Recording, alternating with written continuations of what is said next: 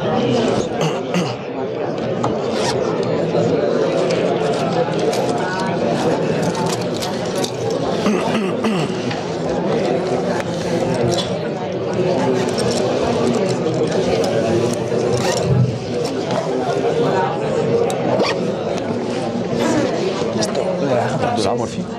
todos, a todas, bienvenidos al Museo Albacete, otra tarde más de estos martes de este ciclo dedicado a la arqueología de la provincia de Albacete. Hoy me acompañan José Luis Martínez Boix y Pascual Perdiguero Asensi, que ellos, junto con Feliciana Salas, que está aquí también, que ha venido hoy a acompañarnos y que muchos conocéis de sobra porque ha venido bastantes veces al museo, son el equipo director del yacimiento arqueológico de Los Almadenes, que está en el término municipal de Llín, en un sitio muy bonito, que no sé si conocéis, pero en la Junta del Mundo y el Segura, está en un sitio precioso, o sea que es un yacimiento para visitar. Hablaba antes con ellos que hubo una primera excavación en los años 90, un par de campañas o tres, no recuerdo ya bien, pero esta fase de trabajos, de la que en parte nos van a hablar hoy, de las últimas novedades, pero supongo que también hará un pequeño retraso, empezó en el año 2014. O sea, yo pensaba que llevaban 5 años excavando en esta fase, y llevan ya 10 años, ¿no?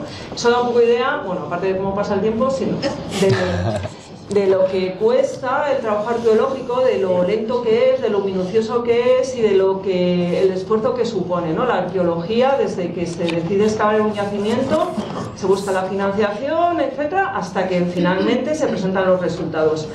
Ellos ambos son doctores en arqueología protohistórica, tienen tesis dedicadas al mundo ibérico, al final del mundo ibérico. No sé si recordaréis, alguno de vosotros igual estuvo, José Luis vino hace 2 años, 2 años y algo, porque en el ciclo que tuvimos sobre los íberos, a propósito de la exposición que tuvimos aquí en el museo, él nos habló de la cerámica ilicitana, la cerámica figurada ibérica, que era muy novedoso en ese momento porque siempre se pensó que era más antigua y resulta que es una cerámica ya de época romana, ¿no?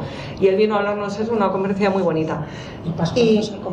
Y Pascual nos ha acompañado, efectivamente, muy bien apuntado. Ya nos es decir, que han trabajado aquí mucho en el museo y son casi de la casa, o sea que estamos encantados de tenerlos a ellos y por supuesto a Feli, que a Feli ya, no sé, ¿cuántos años nos conocemos? No sé, muchos.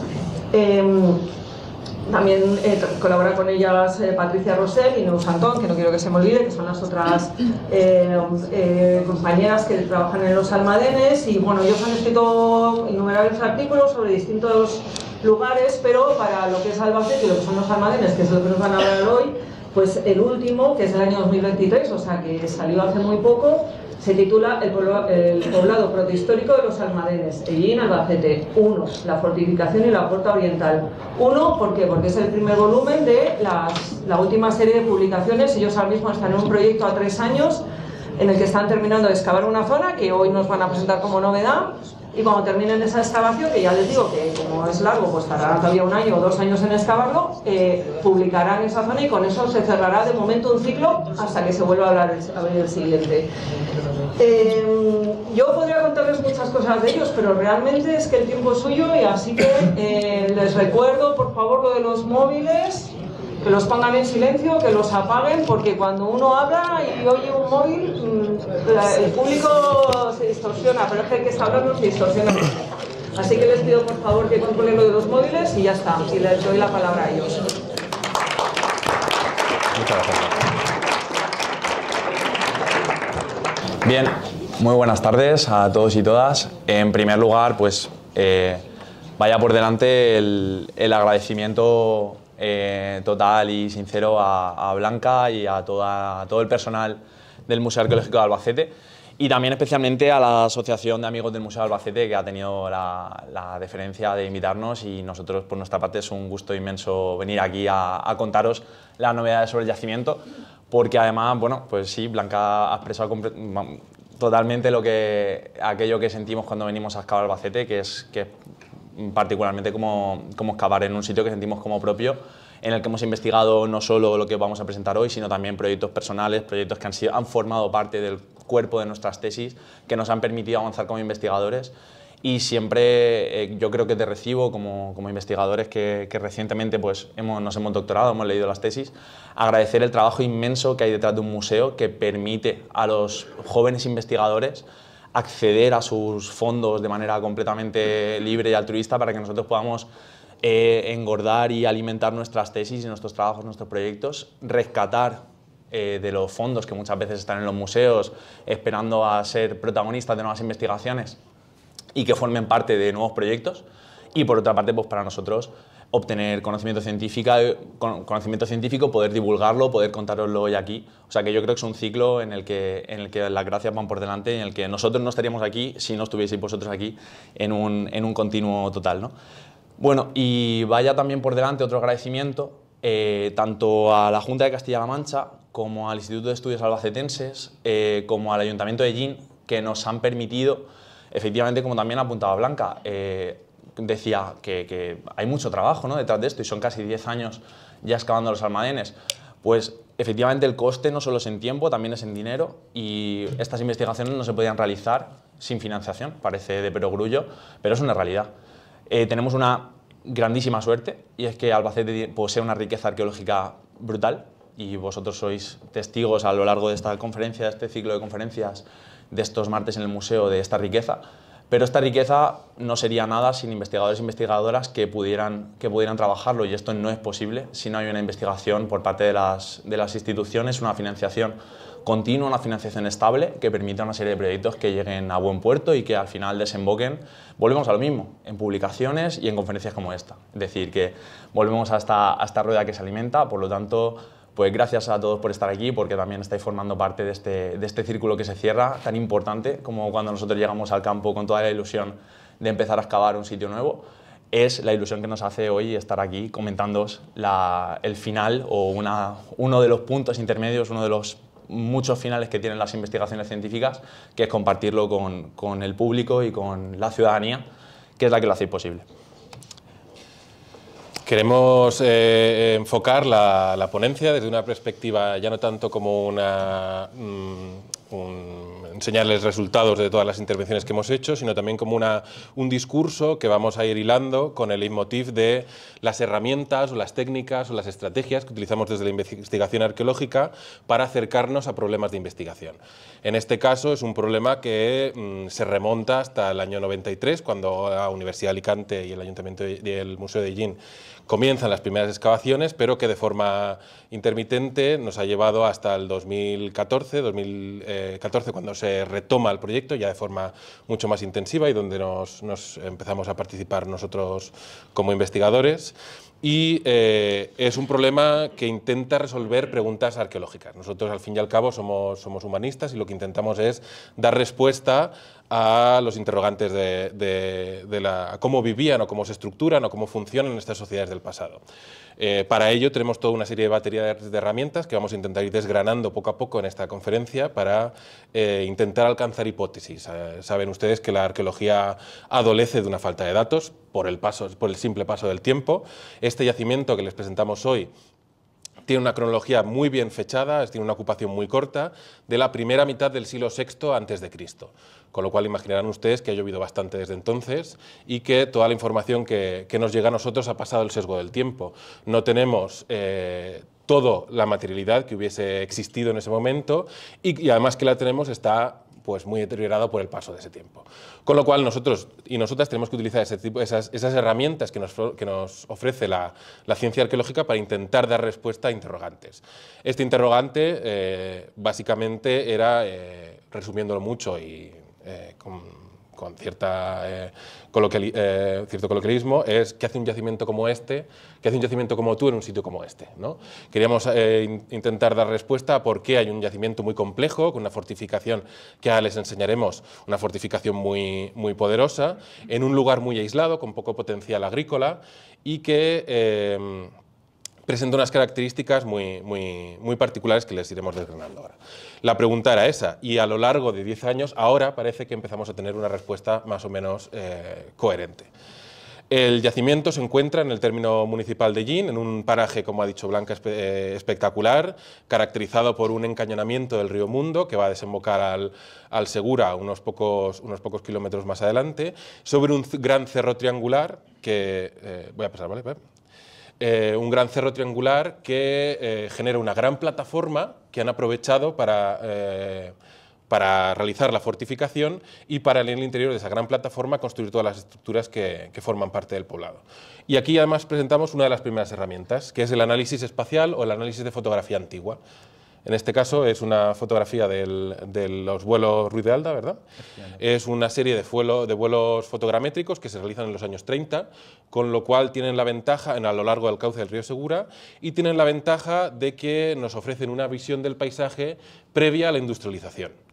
Esto nos permite obtener una imagen más parecida a cómo sería el paisaje en el momento de la ocupación, en este caso del Hierro I o protohistórica, y nos ofrece esa imagen que hoy en día está muy alterada. Tenemos suerte de que esta zona, al ser bastante aislada, no ha sido muy alterada, pero por ejemplo sí que existen pues, ciertas infraestructuras de la presa del Pantano, que lo tienen justo abajo del cañón, que han alterado un poco lo que sería ese paleopaisaje en el que se entendería un poblado. Efectivamente, y claro, como pueden ustedes apreciar en la investigación, o sea, en la fotografía, esto también nos lleva a otra de las herramientas básicas de un arqueólogo o arqueóloga cuando empieza a trabajar en un yacimiento nuevo, que es qué ha pasado en el yacimiento a nivel investigador antes de que yo llegue aquí a trabajar.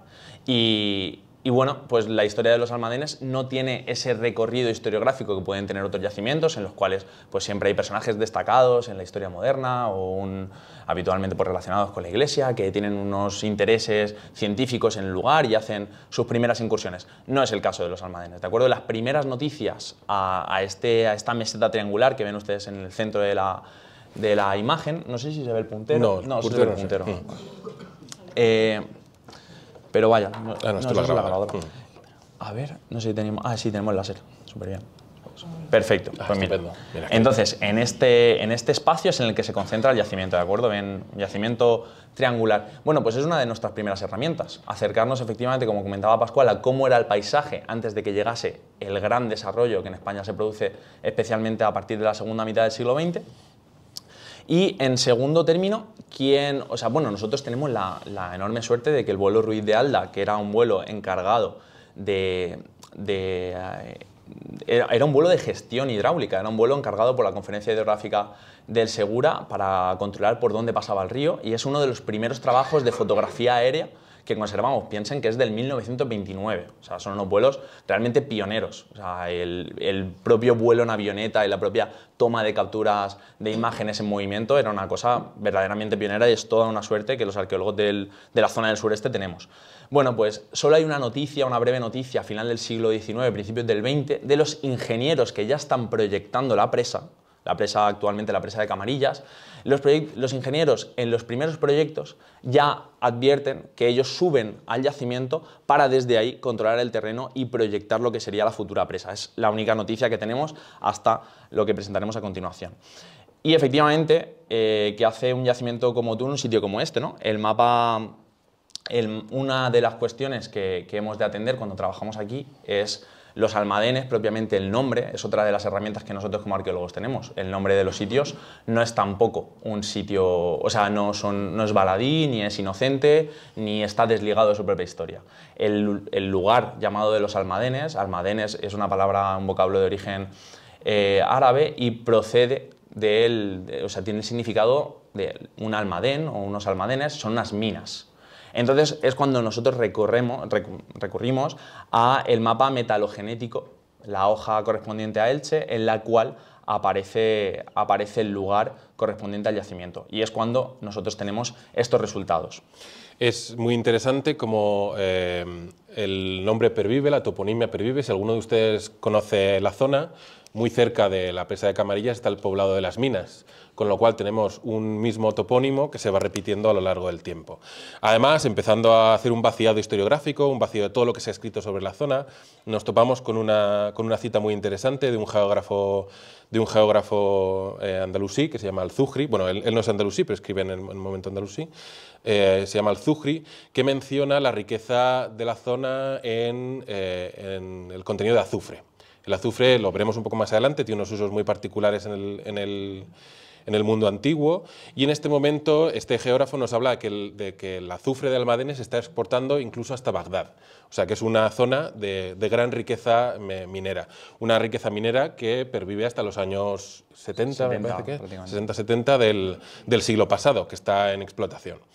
Esta explotación ha alterado un poco el paisaje, pero hemos tenido suerte que justo la zona que rodea al yacimiento no está alterada, con lo cual nos ofrece una imagen prístina de lo que sería el paisaje antiguo. Efectivamente, y una segunda gran suerte, y que también entendemos a partir del mapa metalogenético, es que esta zona de los almadenes de Yin tiene una característica geológica que, producto de haber sido millones de años atrás una zona de erupciones volcánicas, ¿de acuerdo? Está el Pitón de Cancarix cerca, o sea, son paleovolcanes, son volcanes que hace miles de años, o millones de años, mejor dicho, en tiempo geológico, que están extintos, pero ese componente geológico pervive en la Tierra, esa huella geológica pervive. Por lo tanto, es el único espacio compartido con Sicilia de todo el Mediterráneo que posee azufre en estado natural. Es decir, azufre que no precisa de un procesamiento para ser obtenido. La presencia de azufre natural o del llamado azufre rojo no quita que haya azufre verde, azufre el que sí ha de ser procesado, que es el que se explotó hasta la segunda mitad del siglo XX. No obstante, el azufre natural o el azufre rojo es mucho más escaso, de mucha mejor calidad, y sospechamos que con toda probabilidad es el indicio que llevó a realizar minas en este espacio, y por supuesto que sea este posible azufre que está detrás de que incluso las lámparas de Bagdad, como menciona Zuhri, se enciendan con un azufre que viene de la punta contraria del Mediterráneo, ¿no? No, seguro que no es casualidad. Entonces pasamos a otro momento clave de la historia de la investigación. Sí, disculpa. No, como les contaba antes, las excavaciones que tienen lugar en la primera mitad de los años 90 nacen a raíz de un pequeño expolio que se realiza en una de las habitaciones y inician la investigación de un gran edificio situado más o menos en un punto central de esa meseta que les hablaban, y que nos empieza a ofrecer una imagen muy vívida de lo que sería un poblado del siglo VI a.C. El siglo VI a.C., si no están ustedes familiarizados con la historia de la investigación en general del sureste, es un periodo cronológico que no es ni mundo ibérico, que vendrá después, tampoco es la prehistoria, se queda un poco a caballo entre ambos. Sin embargo, las últimas investigaciones y la deriva de la arqueología en las últimas décadas está demostrando que es un periodo con una gran riqueza arqueológica y una gran complejidad social, porque es el momento de transición entre un mundo prehistórico, que se rige por una serie de lógicas, a un mundo plenamente clásico, como sería el ibérico. Estos procesos de transición son los que las arqueólogas y los arqueólogos nos dan esa gran información sobre cómo funcionaban y cómo se organizan las sociedades del pasado.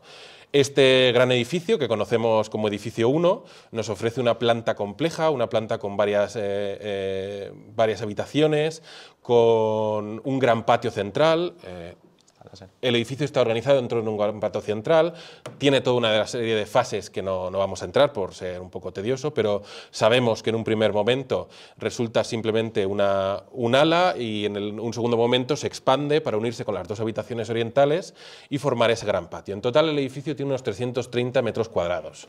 Esta gran superficie, su ubicación central y además su comparativa con otra serie de edificios que nos aparecen en el mismo yacimiento. En estas intervenciones, en el 95, también se excava este pequeñito edificio que ven ustedes aquí. Nos va a hablar de esa dualidad de edificios que observamos en Almadenes. Grandes edificios de planta compleja, en contraste con pequeños edificios de una sola habitación y con un ajuar cerámico, que es sobre todo lo que más conservamos y lo que basamos muchas de nuestras investigaciones, mucho menos complejo. En este de aquí arriba encontramos un gran horno de pan que abastece a unas necesidades superiores a la de una simple familia. Estos espacios que antes eran domésticos, reaprovechados como almacén.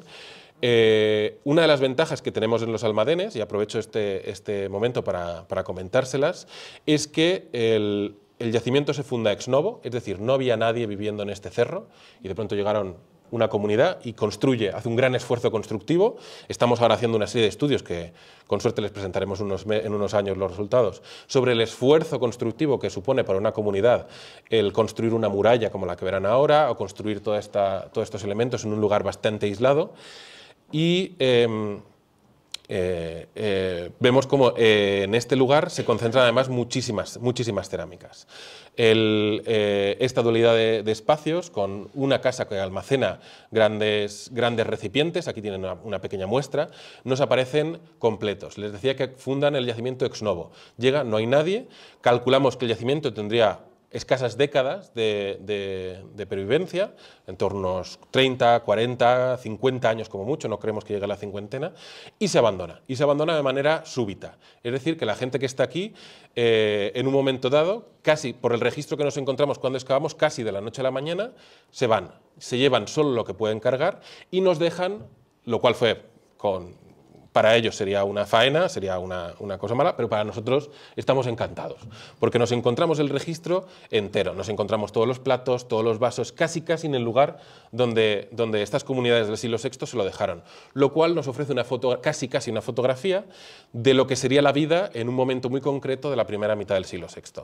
Ven ustedes aquí cómo tenemos los vasos de cerámica a mano, las ánforas, las grandes tinajas de almacenaje, morteros, todo el apero de elementos que vestiría estas casas. Muchas veces en arqueología no tenemos esta suerte y encontramos pequeños fragmentos o las piezas muy poco conservadas, y en este caso es más bien al contrario. Tenemos una excelente suerte. Con lo cual, esta, que es la primera herramienta y la que todo el mundo le viene a la mente, que es la excavación arqueológica, nos ofrece interesantísimos datos cronológicos, porque nosotros, gracias a la forma del ánfora, gracias a la forma de las cerámicas, podemos más o menos afinar la cronología.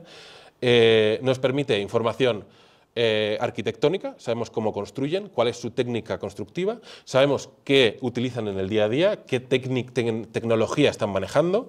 Aquí empezamos a ver las primeras pinceladas de la metalurgia del hierro, nos aparecen muy poquitos objetos de hierro y sobre todo objetos de bronce. Y además nos empiezan a dar pistas para hacer una lectura social del espacio. No es lo mismo que yo vivo en una casa con muchas habitaciones, con un horno para alimentar a más de mi núcleo doméstico, con un gran patio, almacenando víveres y comestibles y vino probablemente, mientras que mi compañero viviría en un edificio de una sola planta. No les vamos a dar ninguna hipótesis porque es bastante sugerente y también tenemos que darle muchas vueltas, pero ya nos está dando muchísimos datos. La herramienta arqueológica de la excavación, de todas maneras, no es la única. Es una de las más visibles, de las que dan unos resultados más interesantes, pero no es en absoluto la única. Bien, y mi padre dice que a veces perder es ganar, ¿no? Y nosotros lo vimos muy claro cuando la Confederación Hidrográfica del Segura ve necesario construir una antena de telecomunicaciones en lo alto del cerro y por lo tanto pues el cerro es inaccesible, no hay una carretera que suba hasta arriba, es un sitio, como decíamos, aislado, hay pequeños caminos, pero una excavadora abre un camino por el camino más corto entre un punto A y un punto B, que es la línea recta, y se topa con, como pueden ver en esta planta que ofrecemos, se topa con una gran muralla en barrera, de acuerdo, que cierra la ladera más accesible del yacimiento. Entonces, cuando la excavadora lo topa, con muy buen tino, separa la instalación de esta antena y se llaman a los arqueólogos. Y el arqueólogo responsable de la excavación, que formó parte del equipo de investigación de los almadenes, que es Víctor Cañabate, realizó la excavación de una muralla de prácticamente 4 metros de ancho, completamente sólida, de acuerdo, como pueden ver, es una señora muralla, es una muralla muy potente, detrás de la cual, esto es muy importante y bastante interesante, no se construye nada. Es decir, tras la muralla no se construye nada, se deja un espacio completamente vacío, expedito, no se atreven, por así decirlo, a adosar, porque podría ser muy fácil, pues si quiero construir mi casa en la muralla o cerca de ella, pues solo tengo que construir 3 paredes, ya la cuarta la hace la muralla. Bueno, pues no se atreven a adosar sus casas a uno de los espacios que con toda seguridad y a pesar de los 4 metros de espesor sería uno de los puntos más débiles del yacimiento, entiéndase débiles, dentro de tener una muralla de 4 metros de zócalo y no sabemos cuántos, pero probablemente otros tantos de altura, protegiendo esa ladera más accesible. Bueno, pues esto sucede en 2012, la excavación se realiza y poco tiempo después, en 2014, la zona, debido pues, a la sequedad del entorno y a particularmente pues, los años de sequía y demás, se incendia.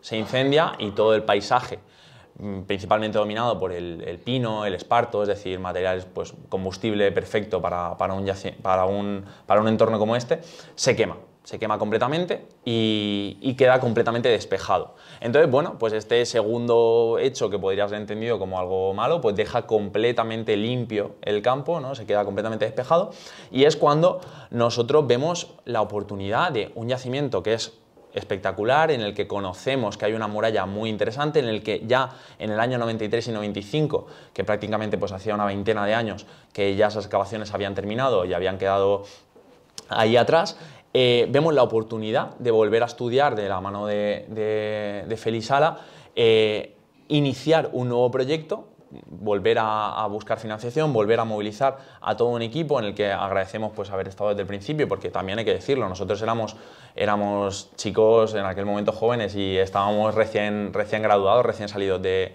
nuestros estudios de grado en Historia, de máster en Arqueología y demás, y se nos dio la oportunidad de formar parte de un proyecto que volvía a interesarse por los almadenes con nuevas preguntas, ¿no? Ya hemos recogido un poco qué sabíamos del yacimiento, cuáles habían sido esas intervenciones, y nosotros empezamos un nuevo proyecto.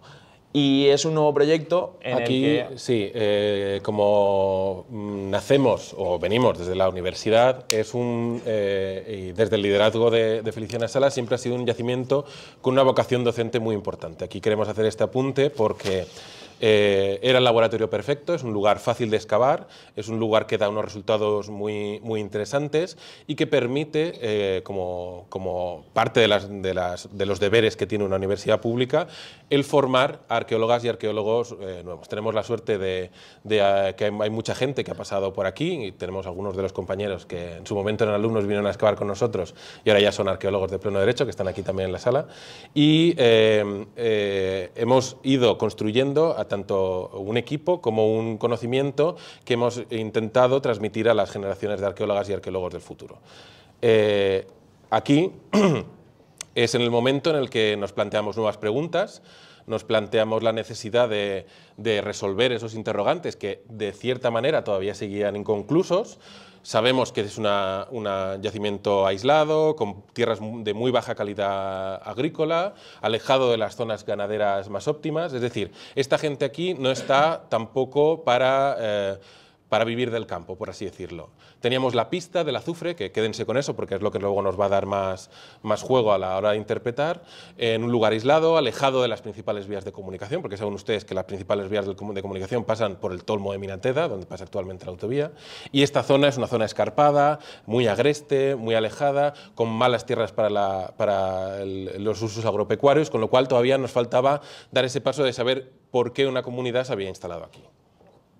Y entonces, producto de este punto de partida, iniciamos toda una batería de reestudios. ¿De acuerdo? Estos reestudios son, como decíamos al principio, son clave. Es decir, si no existieran instituciones museísticas que guardan el conocimiento y si no existieran publicaciones que las perpetúan en el tiempo, y nosotros no podríamos tener acceso ni a la documentación, ni al material, ni a nada relacionado con todo el esfuerzo que se realizó en un momento determinado para poder contestar nuevas preguntas. Entonces, parte de este punto, los reestudios sobre el edificio 1. Es decir, conocíamos el edificio 1, se conocían las excavaciones, pero queríamos ver si en 2016 éramos capaces, 2014-2016, éramos capaces de responder preguntas que en el 1993, en 1995 no se podían responder por falta de tiempo, por falta de análisis, por falta de medidas para hacerlo. Por lo tanto, donde realizamos nuevos estudios.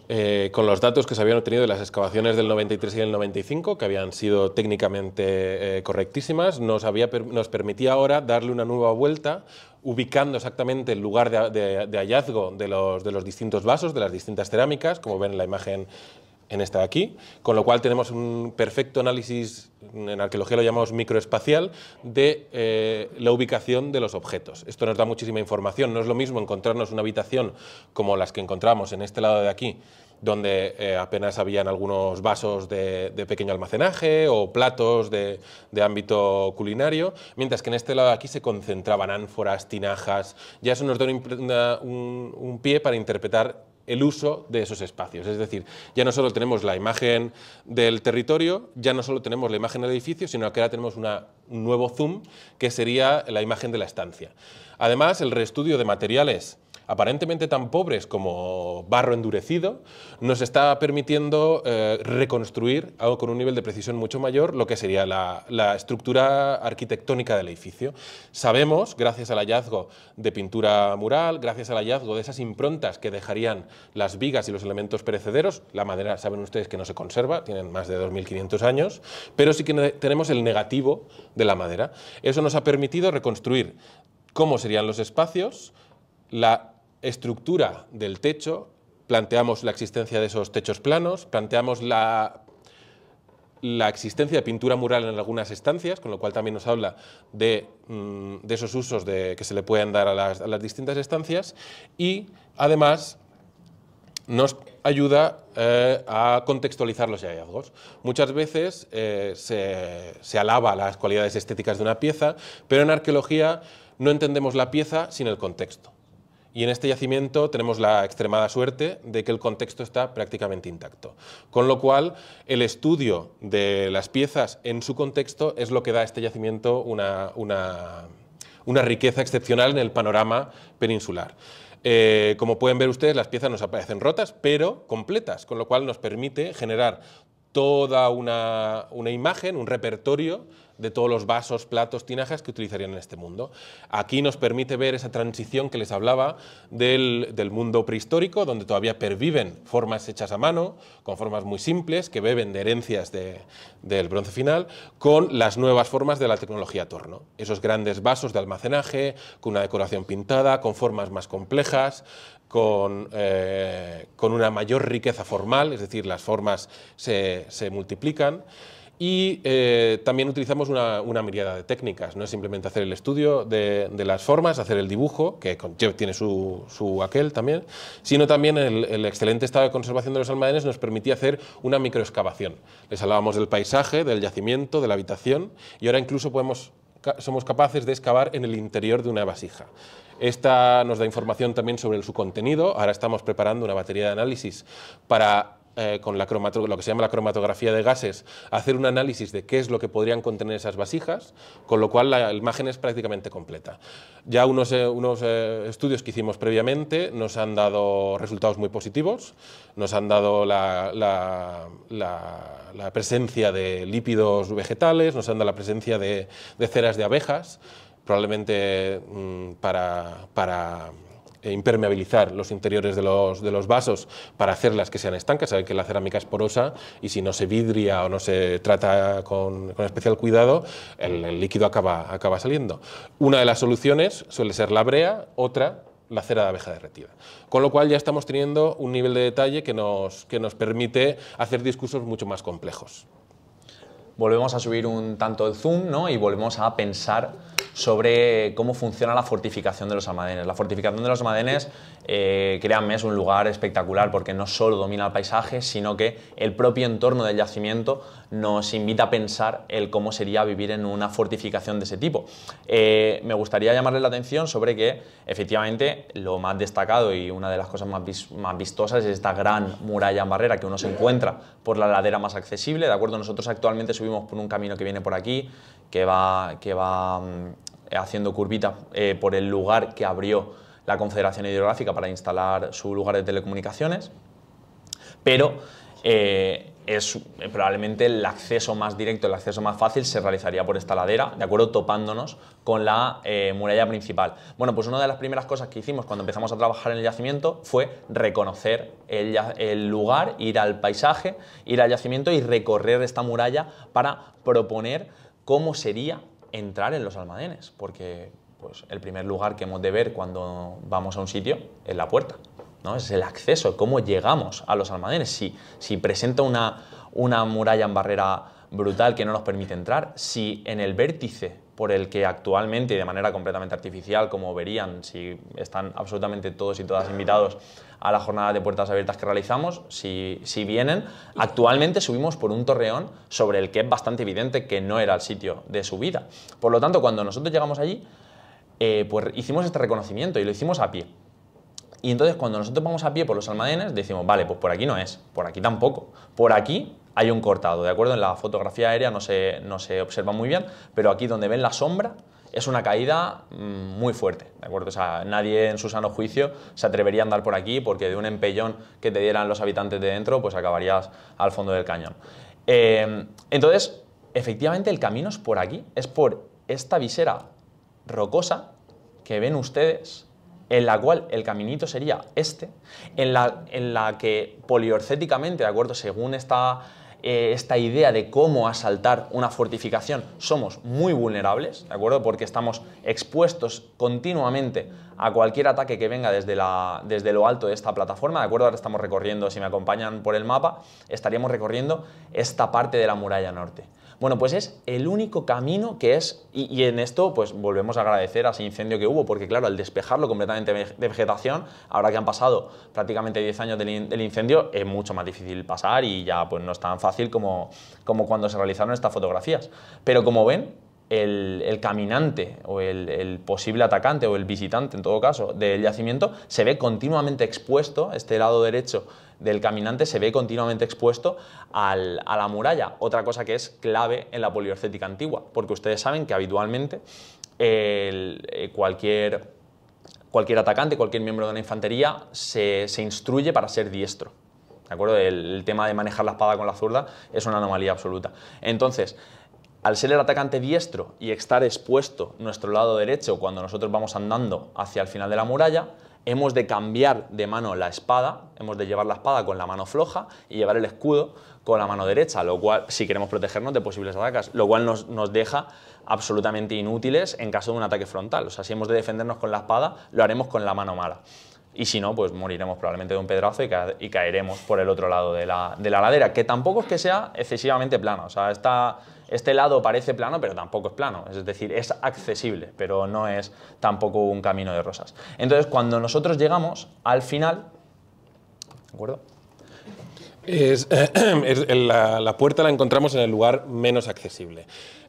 José Luis les ha hablado de la gran muralla de casi 4 metros de zócalo en la zona más accesible, del camino que deberían hacer para poder acceder. Es un camino que además también está fortificado, o sea, también existe muralla, el yacimiento está perfectamente perimetrado por una muralla. Lo que pasa es que en el lado norte, esa muralla construida sobre la propia visera rocosa no requiere de una fortificación de 4 metros de grosor. Hemos documentado un muro corrido de 1 metro de grosor que aprovecha esos metros que ofrece el escarpe natural para generar altura, con lo cual no haría falta una construcción tan potente como la meridional y ya tendría solucionado toda la papeleta defensiva. La puerta la encontramos en el lugar más inaccesible de todo el yacimiento. Aquí hay un cortado que cae casi en caída libre, unos 80 metros hasta el actual cañón de los Almadenes. Y obligan al atacante o al visitante a estar accediendo con un continuo acoso de los atacantes. Entonces nos surgía la pregunta, ¿qué podría estar haciendo esta comunidad humana aquí con una fortificación tan compleja? Es decir, ¿esta gente tenía miedo de ser asaltados o estaban protegiendo un elemento de un alto valor añadido? Aquí hacemos una pequeña nota a lo del azufre que volveremos más adelante.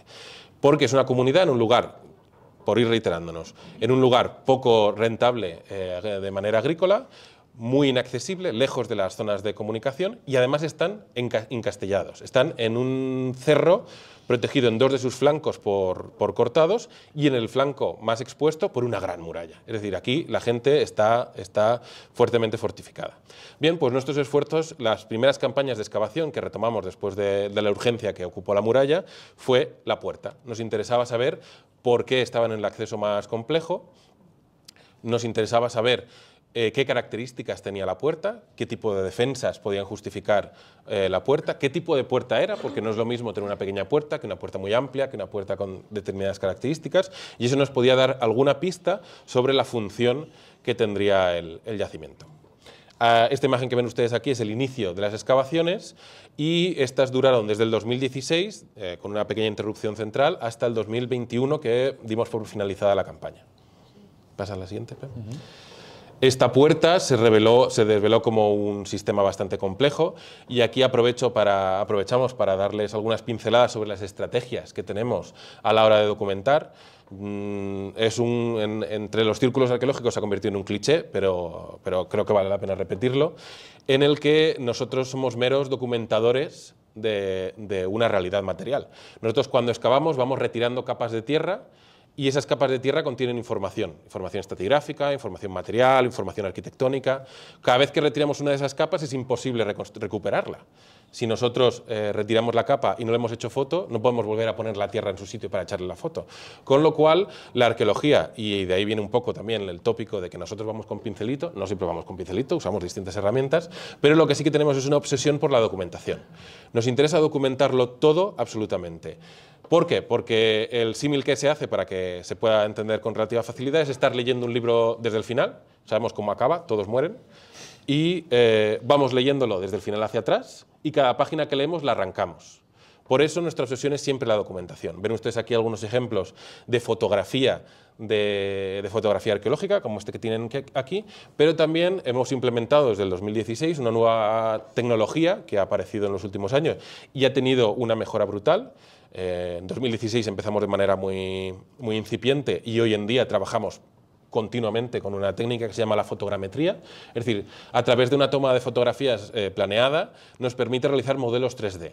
Cada vez que retiramos una de esas capas de tierra que les hablaba, una unidad estratigráfica, la tenemos documentada en 3 dimensiones, con lo cual nos permite reconstruir a la perfección toda esa secuencia de capas. Imagínense una casa, cae el techo, caen las paredes, pues nosotros levantamos las paredes, encontramos el techo, levantamos el techo, encontramos el suelo, sobre el suelo las cerámicas, con lo cual todo eso es lo que nosotros tenemos una obsesión, a veces malsana, por documentar.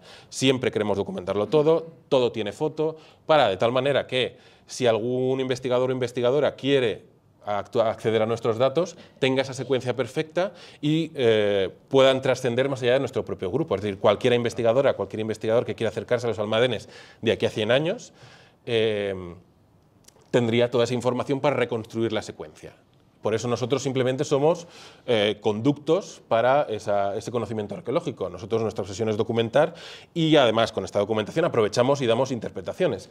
Pero fundamentalmente nuestra tarea es la de documentalistas, la de asegurarnos de que toda la información que nos viene dada desde hace 2500 años no se pierda en nuestras manos. Sería triste que por una falta de una foto o de una documentación, bueno, por una foto tampoco pasa nada, pero por una falta de documentación todo este conocimiento histórico se perdiese.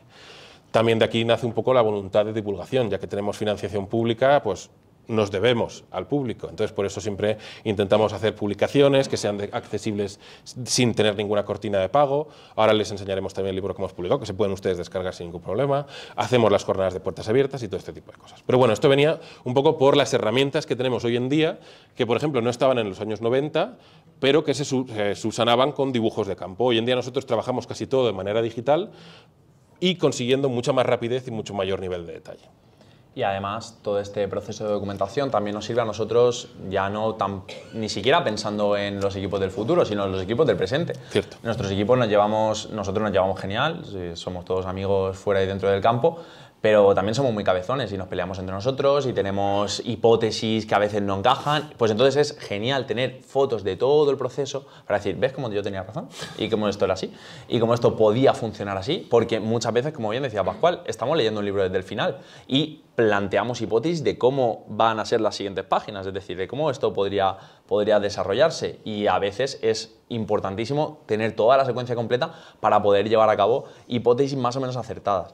La puerta de los almadenes no es una puerta cualquiera. No se esperen ustedes una puerta con un quicio y unas grandes alas batientes, etc. La puerta de los almadenes es muy extraña porque continúa siendo una puerta muy fortificada. Es decir, no es una puerta por la que vaya a acceder todo el mundo y un primer hecho que la separa de otro tipo de accesos a fortificaciones de este momento y posteriores, es que no es una puerta por la que pueda acceder un carro, por ejemplo. O sea, a duras penas podría acceder un burrito, una burrita cargada y la persona que lo guiase, es decir, la reata podría llegar hasta la puerta y de aquella manera, porque lo que encontramos es una puerta cuyo espacio útil no va mucho más de 1 metro y algo, y a la cual se accede por una rampa de barro endurecido que permite salvar un escalón de roca natural. Se veía muy bien en la anterior fotografía, ¿de acuerdo? Este escalón de roca natural donde yo tengo posado el puntero láser y toda la rampa de barro endurecido que nos lleva hacia un final en el que decía yo que no habría una puerta, pero efectivamente sí que habría algún tipo de barrera, porque nos encontramos un leño quemado, de acuerdo, un gran tronco de aproximadamente unos 40 centímetros de ancho y más de 1,5 metros de longitud, que fue analizado, ahora lo presentaremos también, que impide o que seguramente sea correspondiente a ese espacio en el que habría una última barrera para que un portón que cerraría este pequeño espacio que, después de todo el tránsito que les hemos presentado, después de dar toda la vuelta al cerro, después de llegar a este lugar y de ser hostigado por los defensores del espacio, pues nos tendremos que enfrentar a este último obstáculo. Bueno, la excavación de la puerta dio unos resultados estupendos en lo que corresponde a la información arqueológica de la misma, ¿no? Tuvimos materiales que iban perfectamente acordes con lo que ya conocíamos que era este espacio, en el que pudimos excavar con toda la precisión y minuciosidad que este tipo de lugares requieren. Son excavaciones complejas porque no son excavaciones al uso, no encontramos... O sea, son espacios que, como su propia materialidad, al ser un espacio de tránsito, son lugares que requieren ser excavados muy de poco en poco. Y aquí tiene una reconstrucción de más o menos que nos encontramos. Pues una serie de contenedores completos, sí, correspondientes a contenedores completos y a pequeños contenedores cerquita de este lugar donde la muralla se reanuda, y en esta curva que, metiéndose hacia dentro del yacimiento, permite el acceso. Ya ven que el acceso ni siquiera es la interrupción de la muralla, sino que la muralla se curva para meterse hacia dentro del yacimiento. Encontramos algunos materiales más, una fíbula de bronce, por llamar la atención sobre algunos de los detalles. Y aquí nos ven, pues como decía Pascual, documentando, excavando con bastante cuidado algunos de los carbones que salió, y a todo el equipo de alumnos y alumnas que vinieron de la Universidad de Alicante y de otras universidades a excavar en este espacio, ¿de acuerdo? También, como decíamos, siempre con este propósito de conocer y de aprender.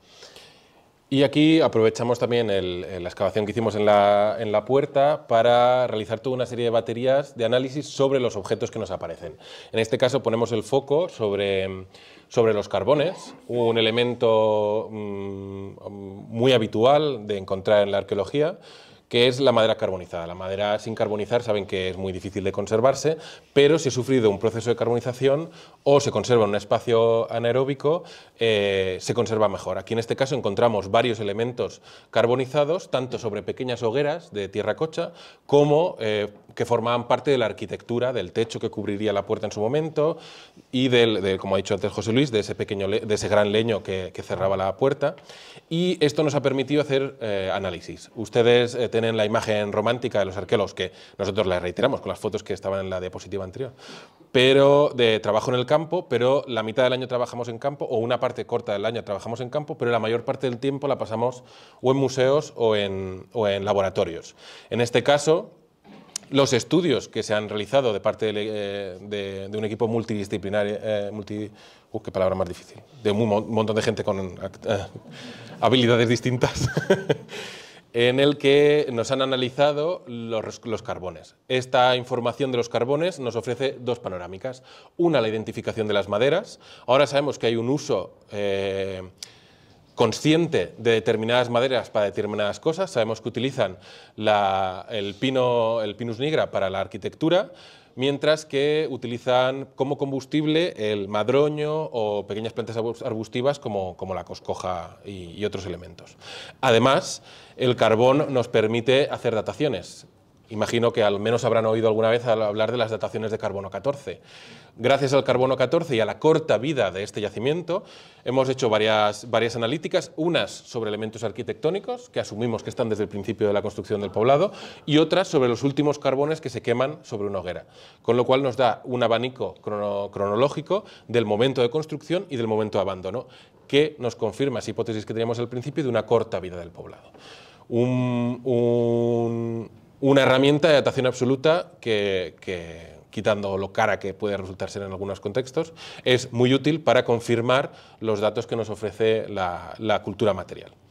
Además, sobre alguno de los hallazgos de la puerta, fue acertando en diana. Encontramos esta pequeña piedra, una piedra de cuarcita, que aparentemente no tenía mayor interés, además de algunos pequeños desgastes en una de sus caras que nos podían invitar a pensar que era un elemento de machaque o de majar algún tipo de sustancia, los llamamos machacadores de cuarcita, y que sometimos a toda una batería de análisis. Aquí es cuando encontramos por primera vez la evidencia de azufre en el contexto del siglo VI. Sabíamos que en época islámica estaba utilizado, pero ahora con estos análisis, que de nuevo desde un punto macroscópico, una simple fotografía, fotografías de lupa, fotografías ya con muchísima más precisión, con elementos propios e incluso con una batería de análisis, es lo que nos permite, José Luis, afirmar, tener toda una serie de pruebas físico-químicas de que efectivamente se estaba machacando azufre, ¿de acuerdo? De que este azufre natural presente en el entorno se estaba empleando en el yacimiento, estaba plenamente activo en los materiales que están implicados en el procesado de este tipo de elementos en el contexto de las excavaciones de la puerta, un contexto que, como decíamos, era estupendo para este análisis. Por lo tanto, efectivamente, los almadenes, este lugar que estaba una fortificación que requiere un esfuerzo constructivo brutal para encastillarse en el campo de Yin, aquello que persiguen, aquello que están defendiendo con tanto ahínco también, no es otra cosa que el control de un recurso tan preciado y tan apreciado en la antigüedad como el azufre. El azufre en la antigüedad sirve para multitud de propósitos. Nosotros fundamentalmente barajamos, porque este es el momento en el que el vino tiene un gran crecimiento, está empezando a ser uno de los productos más consumidos por las sociedades peninsulares. Fue en principio traído por el mundo fenicio y rápidamente adoptado por las realidades del occidente mediterráneo. Y el azufre, saben ustedes que sirve en algunos de los procesos de la fermentación del azufre para desinfectar las barricas de la añada anterior. Hoy en día se sigue utilizando, los famosos sulfitos del vino actual vienen de esta práctica, de la higienización de las barricas donde se ha realizado la fermentación del año pasado, pero además el mundo antiguo, el azufre tiene otros usos. Conocemos varias fuentes, tenemos la del vino, que barajamos como que sería una de las principales, pero también tenemos otras fuentes. Nosotros, aunque seamos arqueólogas y arqueólogos de formación, acudimos a múltiples fuentes, en este caso acudimos a las fuentes clásicas, y sabemos, por ejemplo, por el Dioscórides, que es un tratado de materia médica, escrito apenas 100 años después del abandono de los almadenes, del uso del azufre como elemento medicinal. Sabemos que sirve para ungüentos, cataplasmas, abortivos, sirve para un montón de elementos. Sabemos además también, y de aquí viene esta imagen que les he puesto, que si algunos la identifican es Ulises matando a los pretendientes a su vuelta a Ítaca. Esta imagen nos parece, a mí siempre me ha gustado mucho y es el momento ese ya aquí, esto es un poco la historieta, ¿vale? Pero Ulises ha vuelto a Ítaca después de muchos años dando vueltas por el Mediterráneo, se encuentra a los pretendientes de su mujer y los mata tensando el arco. Es en este momento, y ahí acudimos directamente a la fuente original, a la Odisea, en el que Odiseo, después de haber matado a los pretendientes, hay una frase chulísima que dice: ordena a una criada traer azufre y cerrar las puertas y ventanas de palacio, para que después ese azufre se queme dentro. Esto nos habla del azufre como un higienizante, un desinfectante de plagas. Aquí, en realidad, da una nueva lectura a este pasaje, cuando no es simplemente por limpieza, sino para higienizar de estos pretendientes que eran una plaga que plagaba el palacio. Con lo cual, el azufre es un elemento muy presente en la antigüedad. Es un elemento muy presente y además muy escaso. Hablaba antes José Luis de que solo aparece de forma nativa en 2 lugares, en Sicilia, con la zona de alta capacidad volcánica, y en Ellín, en Albacete, lo cual le otorgaba una gran importancia a la hora de hacer ese esfuerzo constructivo, de construir esa muralla, de irse hasta un lugar recóndito para minar este azufre. Es en ese momento cuando el mundo griego y fenicios están en una suerte de guerra fría, en algunos momentos llega a eclosionar, se llegan a pelear. El mundo griego controla Sicilia, al menos en este momento. Saben ustedes que las colonias griegas de Siracusa, Acragas, bueno, hay muchas ciudades griegas allí, controlan esas minas, y el mundo fenicio necesita abastecerse de esas minas. Planteamos, como una hipótesis, que estas minas de azufres, explotadas por la comunidad que ocupa Almadenes, estén recorriendo probablemente el Segura o algún otro camino que no conocemos, hasta las grandes ciudades que se conocen en este momento del siglo VI en la desembocadura del río Segura, como Fonteta, como posteriormente sea el Oral, como antes era el Cabezo Pequeño del Estaño, para dar salida a este gran mineral hacia esos mercados mediterráneos que están demandando estos productos. Con lo cual ya tenemos una respuesta que, si bien todavía está en el estadio de hipótesis, ya es bastante sólida. Un espacio con azufre, encontramos azufre en contexto, un yacimiento muy fortificado, en un territorio muy poco apto para la agricultura, pero con una gran riqueza mineral.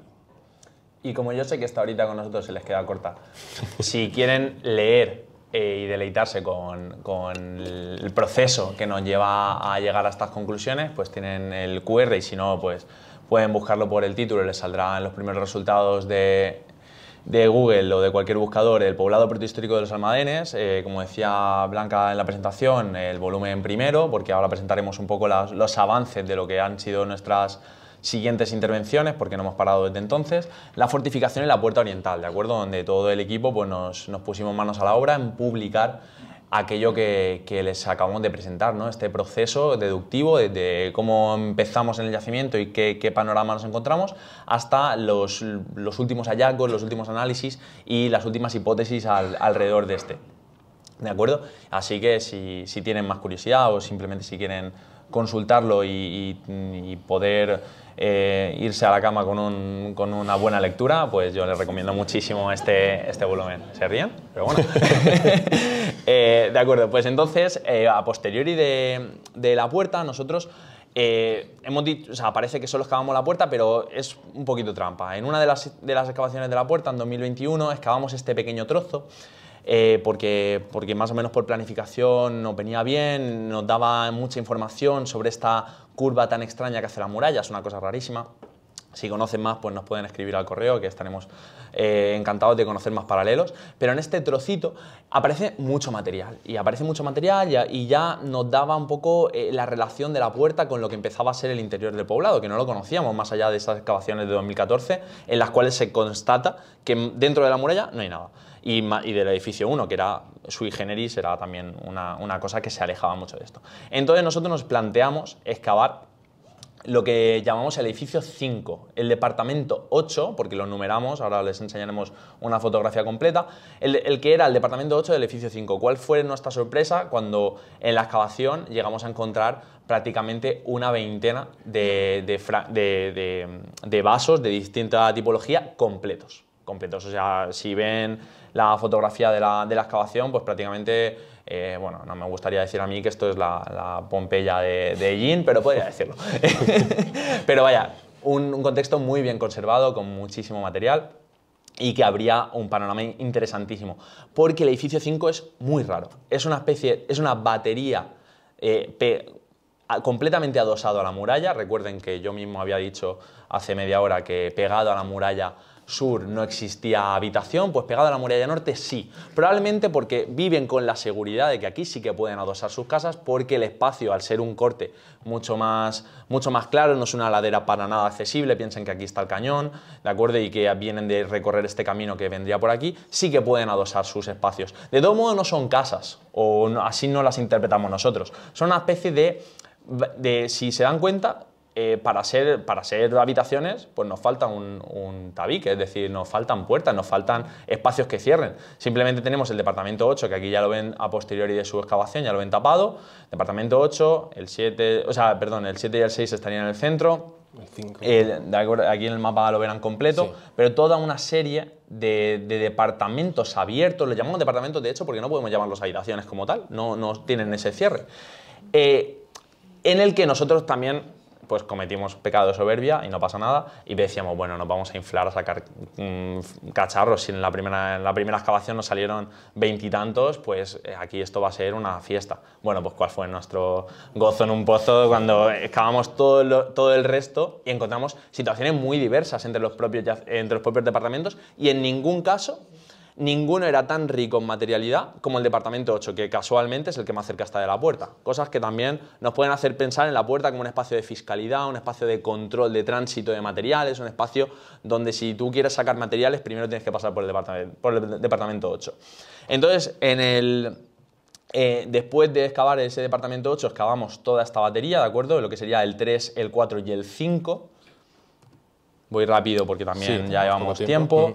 En el año siguiente excavamos el gran espacio central, que este caracol, esta forma enroscada que hacen las propias estancias, deja un patio y deja un espacio abierto. También lo excavamos y excavamos lo que sería el 2 y el 1.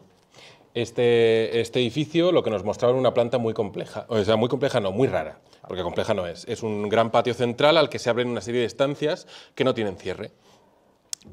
Por ahora, estamos involucrados en un proceso de búsqueda de paralelos, estamos presentando estos resultados en foros especializados de arquitectura protohistórica en varios países, para que también la investigación y la ciencia tiene esto, que es contrastar nuestras ideas con colegas. Esto nos permite también, pues yo conozco un sitio en tal sitio que se parece, entonces estamos en ese proceso de intentar buscar paralelos e intentar dar una explicación a este edificio. Como comentaba José Luis, conocemos perfectamente ahora ya qué cacharritos nos aparecen dentro de cada una de las estancias, nos da una escena muy compleja. En algunas estancias tenemos ánforas, en otras estancias tenemos platos y vasos a mano de almacenaje, en otras tenemos una olla asociada a una pequeña hoguerita. Tenemos una imagen, pero no sabemos leerla, o estamos en el proceso de leerla. Saben ustedes que la arqueología tiene sus tiempos.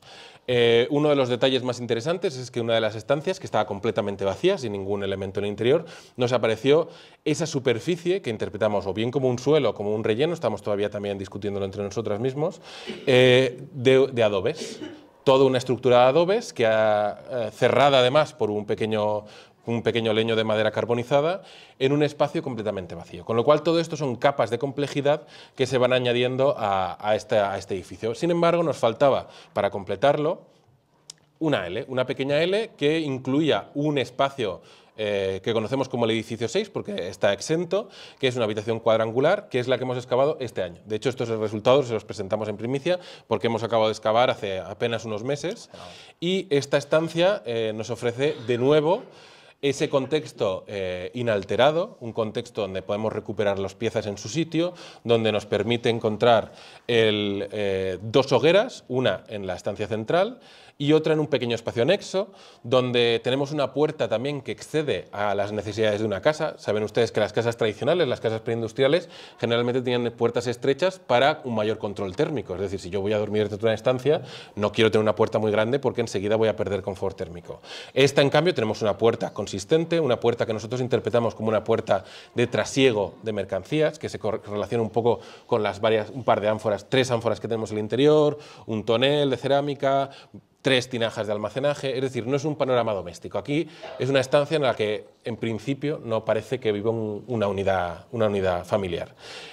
Todo esto en un contexto cercano a la puerta, en un contexto organizado en torno a un gran patio, con algunos hallazgos de machacadores, nos empiezan a hablar de un espacio económico, un espacio de características productivas, y en ello estamos. En principio es todo un momento demasiado temprano para presentarle resultados, pero ahora los análisis que haremos, el estudio estratigráfico, el estudio de todo el conjunto material, nos permitirá tener ese compendio de información que pensamos presentar en el siguiente volumen de las monografías. Efectivamente, y ahora que ya tenemos un poco la vista de cuáles han sido nuestras excavaciones en el espacio y con esta cosa rara que son el edificio 5 y 6, ¿no?, que parecen destinados a alguna actividad económica, nosotros también nos preguntamos durante este proyecto de los almadenes qué pasaba alrededor de los almadenes, porque un yacimiento no es solo lo que contiene sus murallas, sino también todo el entorno.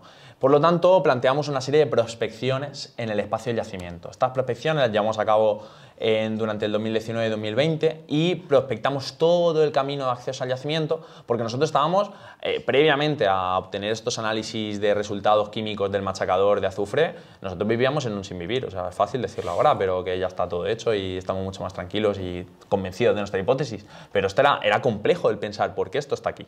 Entonces, salimos fuera del yacimiento a buscar respuestas a esas preguntas que nos incomodaban. Entonces, a través de diferentes técnicas, que eso también un poco iba a nuestra conferencia, ¿no? A través de qué técnicas nosotros nos acercamos a conocer el entorno de los almacenes. Bueno, pues aquí les presento el resultado de un LiDAR, en mi perfecto inglés británico, ¿de acuerdo?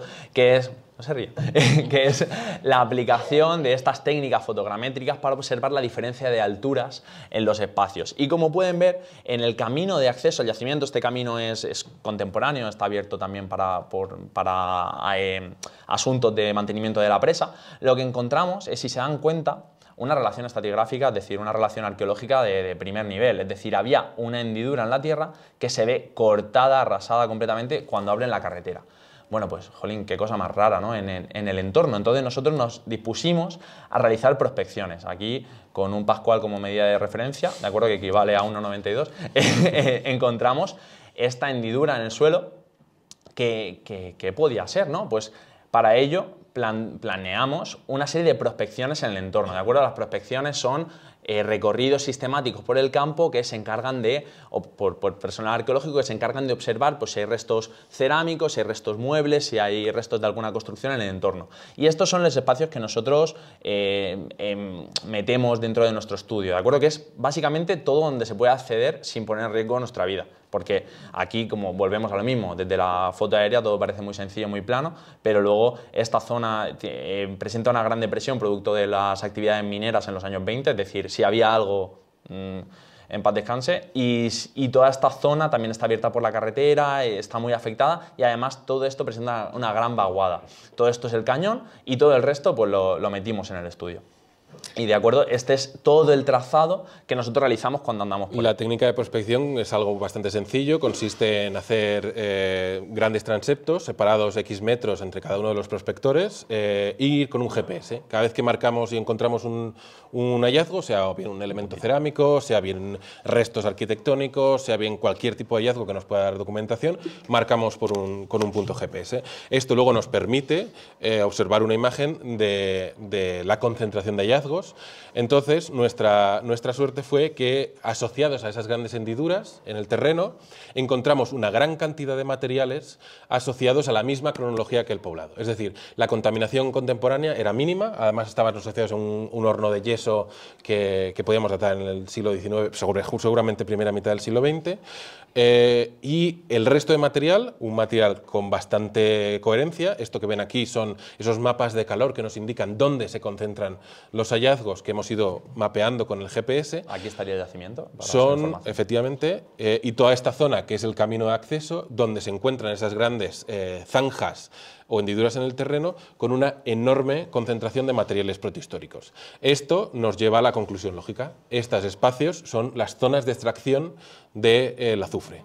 Hemos hecho un estudio, además con colegas geólogos y con otros compañeros y compañeras, que nos confirman que efectivamente la geología del azufre sale en forma de grandes lajas que asoman en ciertos puntos, y es estos puntos donde la comunidad que viviría en los almacenes aprovecha para ir extrayendo el azufre. Cuando se hace demasiado complejo, cuando tienen que hacer galerías, se mueven a un espacio distinto. Las galerías ya serán después en época islámica, en época ya contemporánea, cuando las técnicas de minería sean más avanzadas. En este momento, como es tan abundante y fácil de extraer, en principio solo hace una extracción superficial de un azufre de gran calidad, que es ese azufre rojo que conocemos. Con lo cual, un poco se cierra el círculo. Hemos empezado con el territorio, un territorio inhóspito, el yacimiento, unos hallazgos que nos confirman la presencia del azufre, unas fuentes que nos confirman la existencia del azufre y los usos del azufre en ese mundo antiguo, y ahora encontrábamos esos espacios de extracción que se correlacionaban. Con lo cual, nuestra hipótesis de los almadenes como un espacio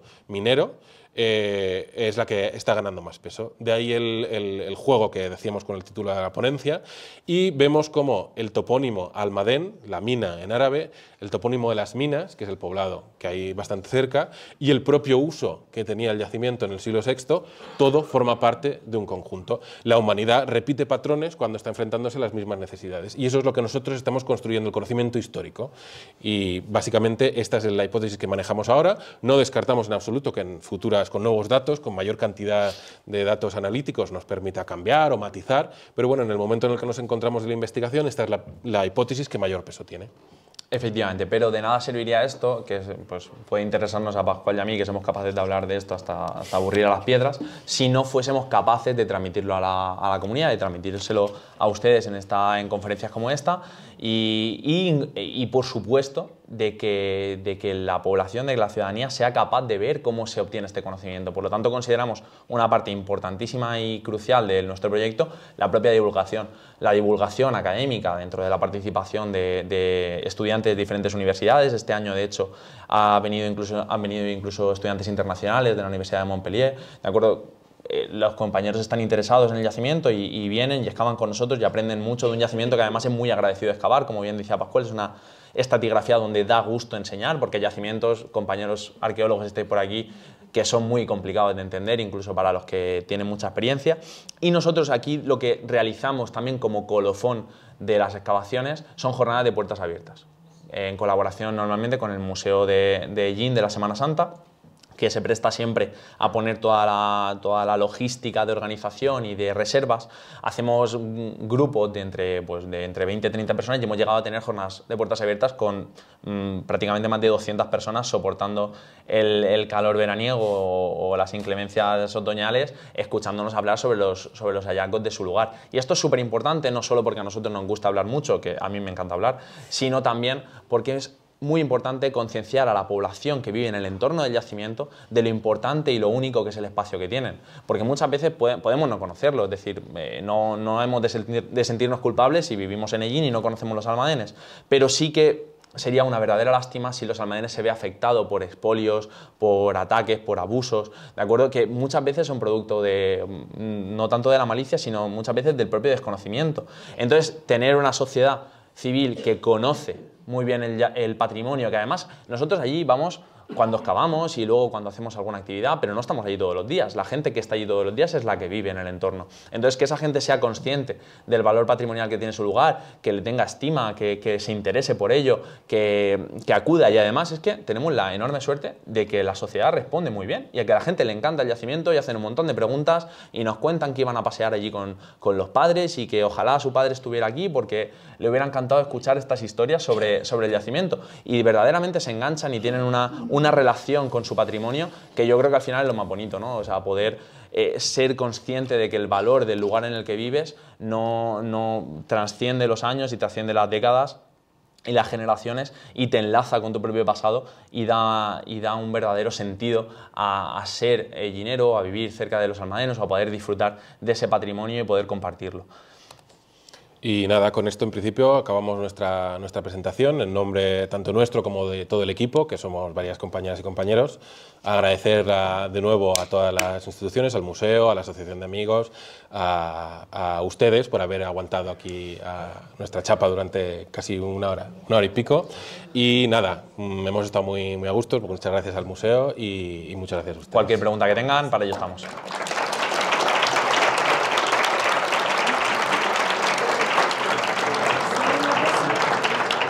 ¿Quieren micro? ¿Ya no? Solamente si tenéis alguna hipótesis de por qué se abandonó tan rápidamente. Has dado en uno de los principales callos. Nos pregunta Llanos si tenemos alguna hipótesis de por qué el yacimiento se abandonó de manera súbita. En realidad no lo sabemos. Tenemos varias hipótesis de trabajo. Sabemos que en momentos de mediados del siglo VI existen una serie de inestabilidades que pueden hacer complejo el panorama suprarregional, pero no encontramos evidencias de violencia directa sobre el poblado. Es decir, en principio no parece que haya un asalto que pase a cuchillo a los habitantes. Da la sensación, y una de las hipótesis que manejamos, no es la única y hay otras válidas, incluso dentro del equipo tenemos nuestras diferencias, es que el sistema que abastecía a la gente que vive en este momento, es decir, si es un poblado que no está cultivando, si es un poblado que no está obteniendo de forma primaria los elementos básicos para alimentarse, está siendo abastecido. Y eso lo justifica también un poco la cantidad de ánforas que tenemos, la cantidad de tinajas, es decir, alguien está trayendo el alimento suficiente para que una comunidad de mineros siga extrayendo el azufre, ¿vale? En ese momento podría haber una serie de inestabilidades en el que el corte de suministro de un año para otro podría desaparecer y allí no hay forma de pasar un invierno si no tienes elementos. Y entonces cargas con lo que puedes y te vas. Hay otras hipótesis. También hemos encontrado, por ejemplo, algunos elementos cerámicos en lugares muy extraños que nos invitan a pensar en posibles saqueos posteriores. Es una cosa que todavía tenemos que trabajar mucho en ello. Pero vamos, pensamos que podría ser ese corte del suministro de los materiales de supervivencia, el fin de las lógicas económicas que justificaban la existencia de una meta económica en el alto, arriba del Segura, las que generan esa pérdida de un día para otro. Y no hay la capacidad, estando tan alejado, de hacer un abandono organizado, como sí que conocemos en otros poblados. Hay poblados que se abandonan de manera pacífica y a la población le da tiempo a recuperar todos los materiales, a llevarse todos los bienes y abandonar el poblado de forma gradual. En este sentido, en Almadenes no encontramos. Es una de las cosas que todavía estamos trabajando en ello, nos queda mucho por discutir, nos queda mucho por hablar y eso. A ver si podemos organizar un viajecito el día que... Por supuesto. Cuando quieran. Las puertas abiertas. Por supuestísimo. Cuando quieran, invitados todos.